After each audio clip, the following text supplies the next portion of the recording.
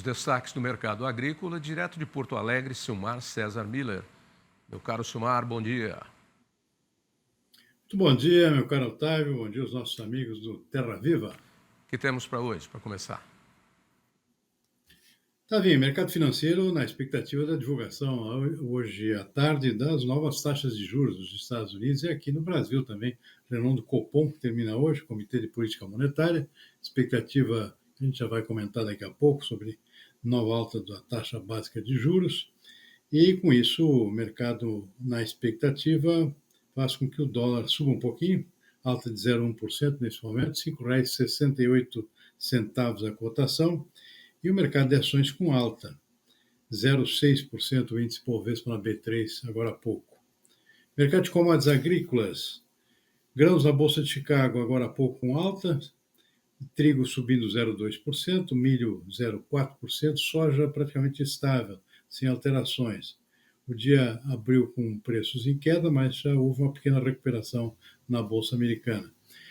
Ainda nos Estados Unidos, na Bolsa de Nova York, algodão cai 0,5%, açúcar também 1,5%, suco de laranja dá uma despencada aqui de 4%, cacau sobe 4 pontos percentuais, café arábica subindo também, por enquanto 0,8%, o robusta em Londres, que é a referência para o nosso café Conilon, também sobe 0,2%, e esse é o principal retrato, boi gordo com preços estáveis no mercado físico na manhã de hoje. Então, esses os principais destaques desta quarta-feira, Tavinho, pelo menos até agora. Pelo menos até agora. Bom, vamos começar com outros assuntos aqui, porque a percepção do mercado financeiro sobre a economia brasileira, ela segue, né? De forma preocupante. E vamos ver então o que diz a nossa reportagem. Segundo o levantamento, 93% dos agentes financeiros entrevistados acreditam que a política econômica brasileira está na direção errada. 83% dos entrevistados esperam uma piora na situação econômica do país nos próximos 12 meses, enquanto 13% acreditam que o cenário deve permanecer igual e 4% acreditam que haverá melhora.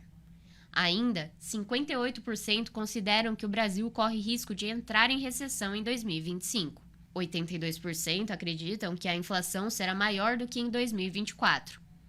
O levantamento foi realizado entre os dias 12 e 17 de março, com 106 fundos de investimento de São Paulo e do Rio de Janeiro.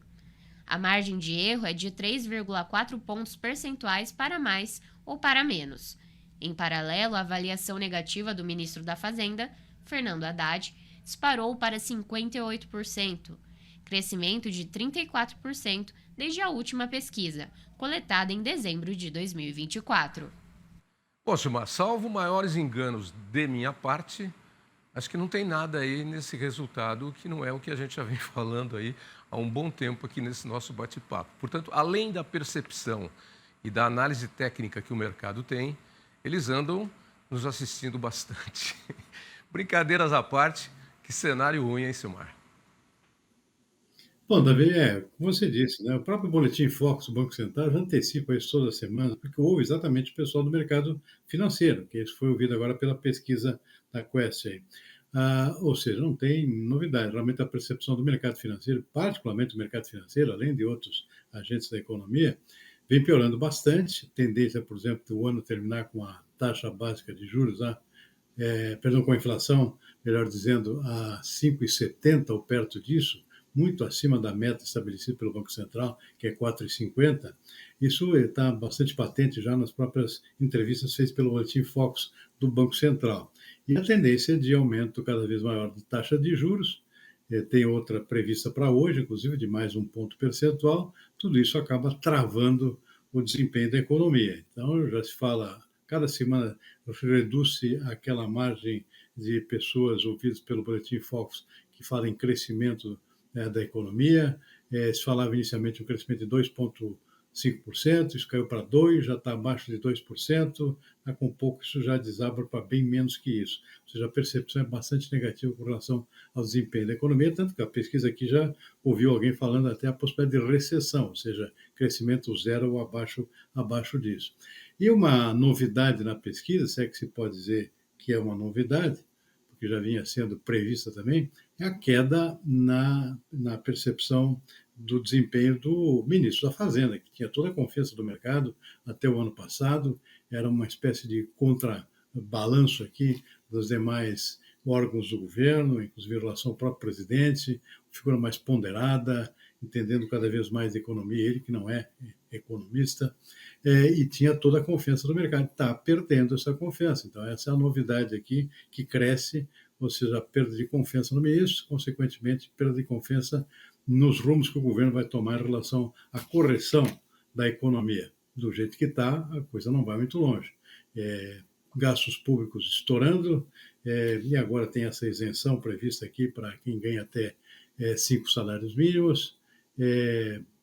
Isso pode agravar, não se sabe de onde vai se tirar algo para compensar o que se perde, que são mais de 20 bilhões de reais com essa isenção. Em suma, a situação piorando e agora com esse acréscimo aqui da perda de confiança no próprio ministro da Fazenda, que tinha essa confiança no mercado até o ano passado. Tá vendo? Pois é, e esse ministro da Fazenda, como você bem disse, não é economista, mas tinha, do verbo ter no passado, a confiança e não tem mais. Ele disse que esses 5 mil aí de isenção do imposto de renda vai funcionar como um 14º salário do trabalhador. Mas como eles arrumam argumentos bonitos para um negócio que eles já tinham que ter feito há muito tempo, que é a correção da tabela do imposto de renda para todas as categorias. Estão fazendo nada mais que obrigação. Estou errado? Não, é isso mesmo. A inflação está comendo, a renda e a tabela do imposto de renda não muda. Tem que começar por aí. E aqui no frigir dos ovos, o ministro Haddad não convence ninguém com aquela fala dele, né? Enfim, além de que ele está sob o guarda-chuva do presidente Lula. E a gente vê aí quantas e quantas medidas ele tentou tomar, rumos tentou seguir, mas foi impedido por conta dos afazeres e deveres políticos que fazem parte dos jogos de governo, né? Diferente do ministro da Economia que a gente tinha no governo anterior, no ministro da Fazenda que a gente tinha no governo anterior, que tomava umas decisões bem de mexer mercado, não é? Mas era do ramo. Tem um ponto novo aqui que agravou essa percepção do mercado, que é a assunção aqui da ministra Gleisi Hoffmann para um cargo de maior importância no governo. Isso. Ela que está mais para o lado gastador aqui das contas públicas. Portanto, agravou-se essa percepção do mercado com relação ao desempenho do governo. Eu ia falar exatamente disso. O governo reclama de que a sua percepção vai mal em relação à população, mas nomeia sob críticas, inclusive de adeptos do PT, uma ministra que tem um passado, que é uma história um pouco... Ela é muito prestigiada dentro do partido, foi presidente, agora é ministra lá para fazer acordos. Mas ela tem uma série de problemas aí dentro que não a colocam e a desabonam para fazer alguns acordos lá. Os próprios parlamentares já perceberam isso.